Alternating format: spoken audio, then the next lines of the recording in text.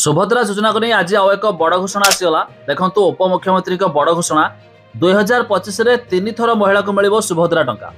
तेज जदि आपण मैंने सुभद्रा योजना आवेदन कर पाई ना एमती कि जो मैंने पाई जान रखु 2025 रे 3 थर मिलवा सुभद्रा टंका। तेज क्यों मैंने पाइबे जहाँकि एने उपमुख्यमंत्री प्रभाती परिडा बड़ घोषणा कले जानिबा शेष पर्यंत देखु। पूर्व वीडियो को लाइक करूँ, सब्सक्राइब करना थिले एवं सब्सक्राइब कर पाखर घंटी चिन्ह को दबाई दिंतु। सुभद्रा योजना को नहीं सोमवार बड़ घोषणा कर उपमुख्यमंत्री प्रभाती परिडा। 2025 रे महिला को 3 थर सुभद्रा टंका मिलियो बोली उपमुख्यमंत्री कहते। सुभद्रा योजना को नहीं उपमुख्यमंत्री कहते 2025 सुभद्रा योजनार वर्ष। तेज नुआ वर्ष में चतुर्थ पर्याय टंका मिलवा सह मार्च 8 तारिख महिला दिवस एथिरे टंका मिलिबो। या छड़ा रक्षाबंधन में महिला को सुभद्रा टंका मिलिबो।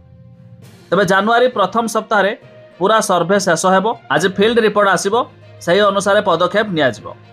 जेमिति कि योजना कहीं वंचित हेबे नाही से गुरुत्व दियाजिबो।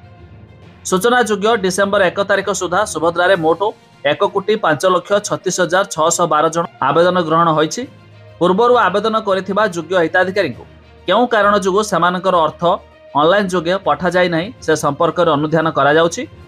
तबे हिताधिकारी को सीधा सड़क अर्थ पठाइबारे रहुथिबा समस्या संपर्क में अनुधान करिया पई अंगनवाड़ी कर्मचारी और बैंक मित्र आदि क्षेत्र स्तरीय जांच टीम कर्तृपक्ष सेमानक पाखरे पहुंची और सचेतनता भित्तिक कार्यक्रम बढ़ावा निर्देश दियाइछि। तबे जाकी ए जानुआरी मासरे प्रथम किस्तिर चतुर्थ पर्याय टंका आसीबो। या छड़ा एक मार्च 8 तारिख रे महिला दिवस टंका आसीबो, आउ एक रक्षाबंधन रे टंका आसीबो। अर्थात 2025 रे 3 थर महिला मानकु मध्य टंका मिलिबो।